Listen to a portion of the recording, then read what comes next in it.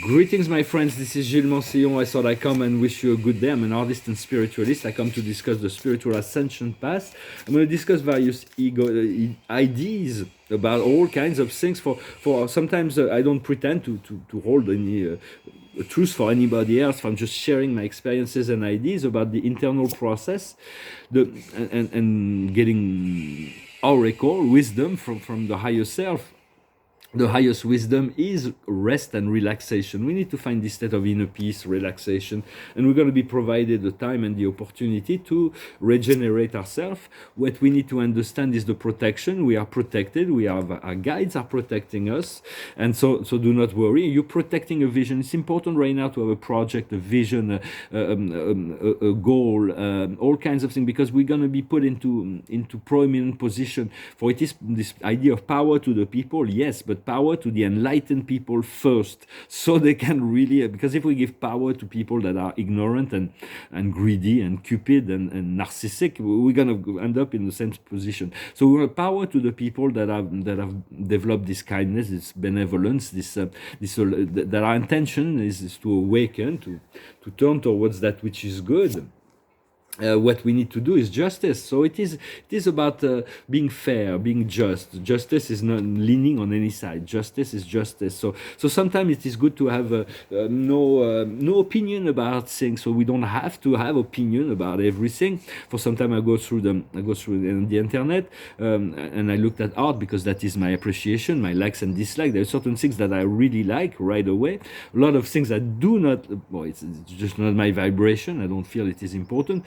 And then a lot of things I don't have opinion about, because to me, art, there is nothing more subjective to good art, because depending on the test, some people may like something, some people may not like something, but yet a good test is very objective to me. And what's my test and art is very objective, and I do not question that, just as a high style, what is unique and original. And that's what we're going to seek to bring, is something very unique to the global scene, or at least in France, with this project that is beginning. And the outcome is a learning process. Every day is a learning process. We continue to learn. Life is a mystery. Will remain a mystery no matter how much we know. What we need to want to discuss the idea is that we live in the heart of God, for we are the heart of God. When the universe, God created the universe, all beings became His children, His creation, and He loves them immensely.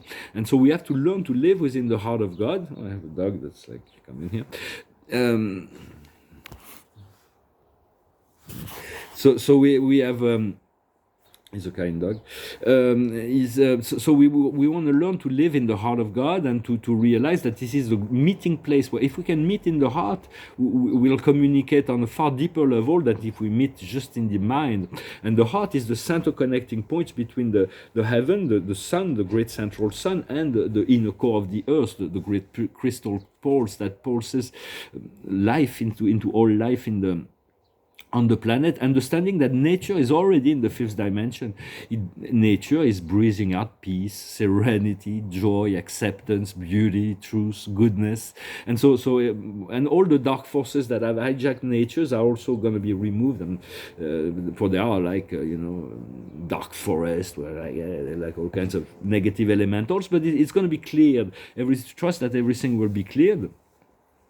And so to learn to live in the heart of God, and this fourth chakra, for a lot of beings live that are unawakened, live in the third dimension, with the three chakra, the base. We want to clear up our base. We want to feel comfortable within our navel, the chakra of harmonization, sexuality, the astral plane, to be balanced out, and to have a shine, a third chakra shine. But we need to move all the way up to the heart to feel the love. For a lot of people, they only have those three chakras, like even Draco-reptilians, they don't get to the heart chakra, and they will eventually have to. I'm going to discuss a bit of exopolitics, some ideas about that. We connect. We will be able to connect through the heart. The heart is the guide, is the leader, and there is a great deal of gathering forces and energies that are coming to greet us in the heart. Eventually, we'll open to the higher heart, the thymus, where we'll be able to have a constant flow and exchange of love between the source. That is part of the unfolding process, and we also want our communication to be clear. Fifth chakra, fifth dimension, our sixth chakra, sixth dimension, we want the third eye to be open, and eventually the seventh chakra will open up to this wonderful world of spirit, and maybe not of spirit, but of light, all the transition realm of the universe, those beautiful heavens, and so we're going to be able to access that, because ascension comes by waves, and so sometimes and when we get a wave that's very powerful and an enlightened point of enlightenment, it takes a while for the body, the mind, and the emotion. They're a bit shocked at first, and so we're going through the process gradually, but eventually there's going to be an activation that will be the point of no return. There's going to be an activation so we want to prepare ourselves for that, and for the love. The heart is the doorway to the love. It's the doorway to love. That's how we feel love, and so. And a lot of things that is going on within ourselves is beyond our consciousness.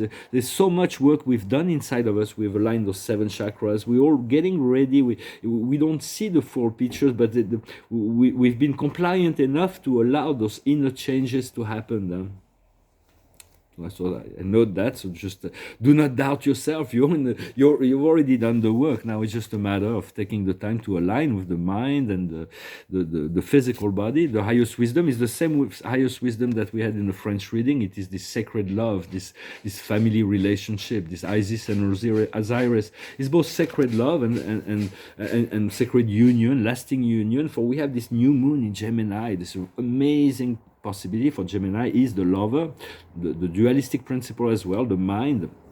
And Mercury, was the ruler of Gemini, has retrograded into Taurus, and so it's but it's sextiling to Neptune. So there will be a lot of intuition coming in. So what do we need to let go? It's like faith and courage, and so this new moon is very powerful. It will then eventually the Mercury is going to stand still in Taurus. Somebody was noted that it was on the star of Medusa. Medusa was about vanity, and so it's like a lot of things that will be disconnected from the world of vanity. I think that will be assisting that. For she was so vain that she believed that she had her hair was more beautiful than I think it was Aphrodite or Athena. She was like confronting the goddesses and say, "I'm more pretty than you," and so so this is for your arrogance and vanity. She turned into this gorgon. So I'm gonna pull. Did I pull a few cards with this deck yet? I think so. So I'm gonna just go. I'm not finished with this. So what we need to understand, regarding oracles, what we need to understand is that we are the world. It's going to be a new community, an enlightened community that's going to emerge. It's going to be a separation of timelines. For those who are not open to the heart, will miss out on the opportunity, but it's all by choice. On the soul level, what we need to do is to let go, to accept, to find peace within being pulled into different directions. So it's about relaxing, being neutral in relationship to things. Once again, for there is the likes and dislikes. You have to respect your likes and dislikes, but you also can be neutral on many levels. And the outcome is the transmutation of all past lives' energies. For within this duality principle, we may feel isolated, we may feel alone, and so we need to feel the wounds in order to heal them. And from there, it's going to be a great deal of wonderful blossoming creativity, nature. So nature is this wonderful energy. So we want to be free of our own limited judgment and past, and so as we let go of judgment in relationship to all energies from the past, we find participation, which is completion. We need to be part of the shift that is going on within ourselves. And so for the voice of the ego will still be there, and it is useful. Bring light to your ego, bring love to your ego. Your ego is trying to protect you. What we do not want is an alter ego, to create a negative ego within ourselves that is always contradicting or creating opposition to what the soul and the love and the creativity wants within ourselves. So we don't want the voice of the ego to be the main voice. We are a society created by ego. That is where the problem. If we were a society created from abundance, from the heart, from love, and and that is what's going on. That's what's the shift. But it's not an easy shift. It's like to move from the mind into this position of returning to the heart, to move into the feeling states and the absence of judgment, or we'll also free ourselves to really see things as a only love. When we see the things are only love, regardless of the suffering process that anyone may go through, the process of eliminating those darker, those heavier energy, everybody's going through this purification process. And today the card of the day is the Greco-Roman. It's like it's also the power of astrology. Astrology is a mean by which to understand, is for there are countless possibility of interpretation, but understand the frequency, the energy frequency of what's going on in some sense. And so the Greco-Romans have this power, the power of the gods. They all have this. Now they're working through astrology. So it's settled, but you can call on them. You can call on any gods or goddesses from this Cassiopean family. They're benevolent beings. They're working for the one, although they're pretty busy with all kinds of things, because I'm going to talk about exopolitics a little bit. I'm going to talk just to say that all civilization, for those who may accept the belief that there may be advanced civilization in space, much more advanced than we are, they all had to create protective measure against negatively oriented beings. Not that there are so many of them, but those beings are wholly dedicated to expansion and war and conquest. So advanced civilization have learned to protect themselves. There are even advanced civilizations that have find a hidden planet where they cannot be detected until the shift happens, where all those beings will have to be transmuted. But for now, I just want to say that not to worry about the negative extraterrestrials. Why? Because we've already been invaded. It's done. This is really the result of the program of life that we see here, is because of the result of this invasion.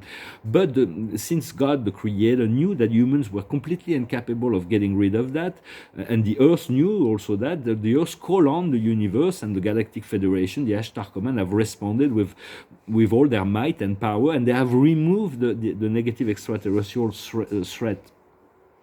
And so now it's all going on its own momentum and flow. It's like all the negative fear-based beliefs that they don't have power to refuel it, but it's still running on its own fuel, and it will eventually lose momentum and slow down and stop, and eventually something new will restart.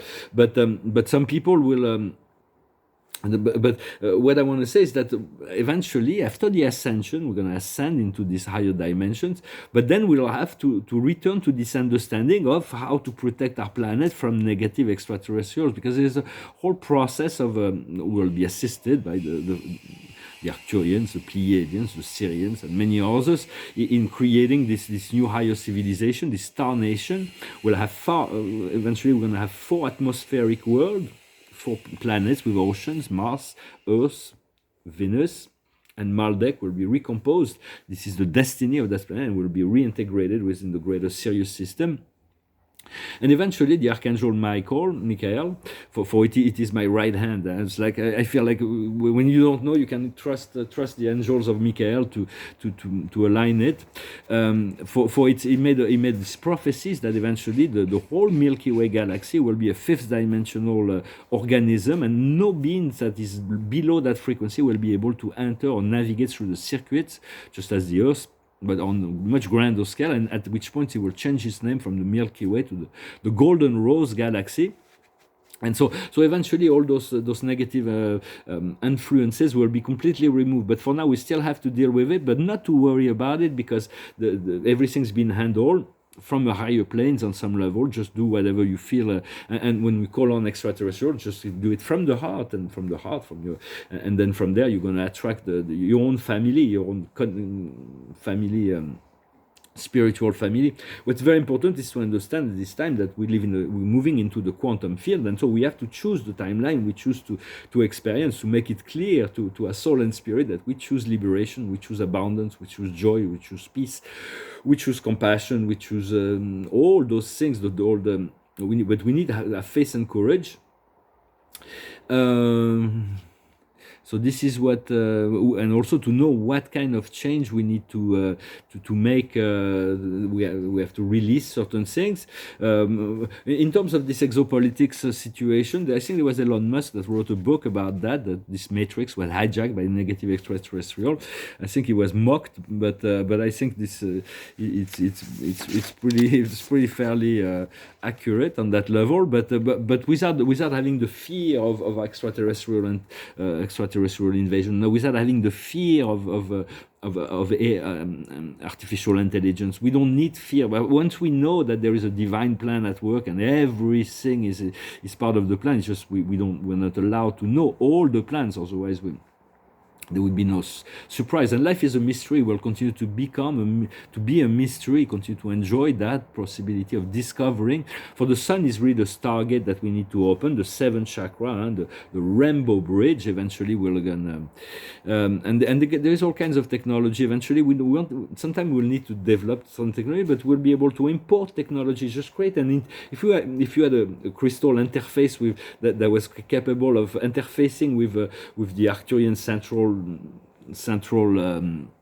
intelligence, you would have all dimensions. You will have so much. For Arcturians are so advanced and so benevolent. So, but that could be also technology with free energies, with accessing the Akash. There's all kinds of technologies that will be coming. That are coming to the forefront. And so because when you look at the world, it's like, imagine just a little image that came up to my mind, is that each government is preparing in its kitchen something to serve to its people, and some of those things are completely uneatable. It's completely toxic so people will not most people won't want to eat what the government offers as far as what they're offering. But what I see is that when they're gonna come out of the kitchen to serve, if it's really against the plan, they're gonna take their feet in the carpet, and what they're trying to enforce, this like vaccination mandates and everything, is going to splash on the floor.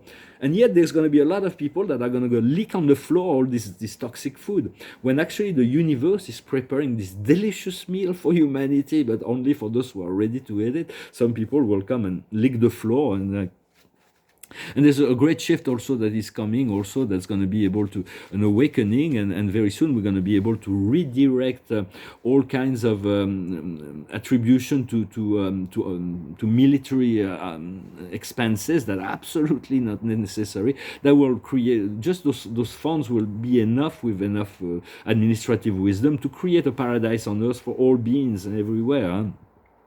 I'm not saying for a time we won't need the armies. An army in France, I recognize the necessity, but not an army in the service of the lobbyists and the corporate, because it's been manipulated it's always for commercial purpose, and so rather than self-defense. And I remember in Miami there was a hurricane called Hurricane Andrew. I was there at the time in South Beach, and the army was there in Coconut Grove. I remember they were very helpful. They're very trained people, and so when there is those kind of things, the army is very, very, they can be an assistance to the people, as well as very soon we're going to be able to remove those weather modification technology from the hands of those people who are playing with it. That's creating all kinds. It is not the Mother Earth is also allowing that, because she needs to shake up some things, but they're playing with environmental technologies, and that is what the climate change is actually.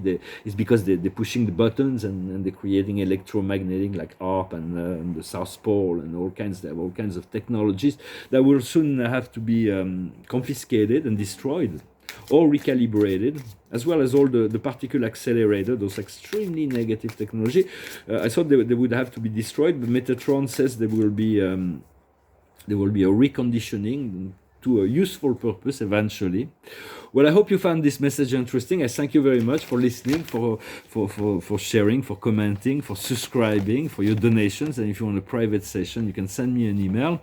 So much is about to change. I'm going to finish with this song I pulled out of random, but it's a song that reminds us we need to shine. We need to shine. We have this diamond inside of us. It's a conscious principle of harmony, and we need to create all the facets that allows us to be in this brilliant state that is coming.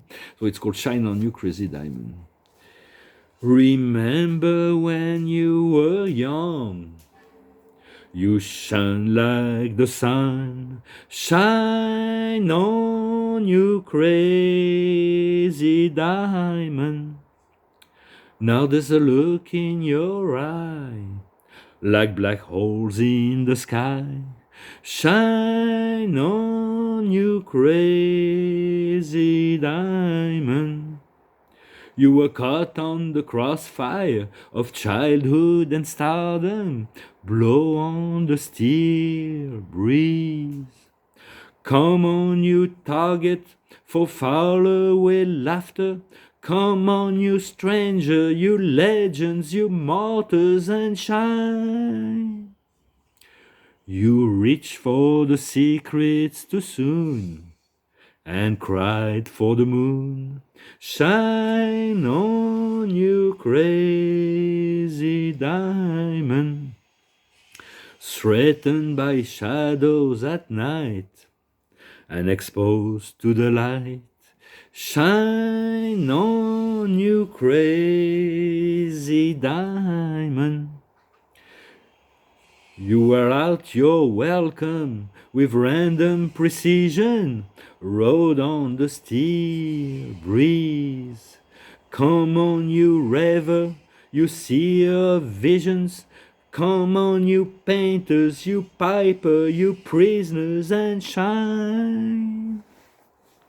For one more card, the Archangel Tarot, we'll leave the last words to the Archangels for it is only one mirror, one life. And we are that already. We can never be anything else than that. After that, there's all kinds of illusion that will make you believe something else. And the card of the day is the great card of magic, of anything is possible. Here it is the beloved Raphael, my beloved Raphael, which is the heart angel and the archangel. He controls the green frequency of the emerald heart. And so here he's with a magical lamp on this beautiful beach, and he said, make a wish.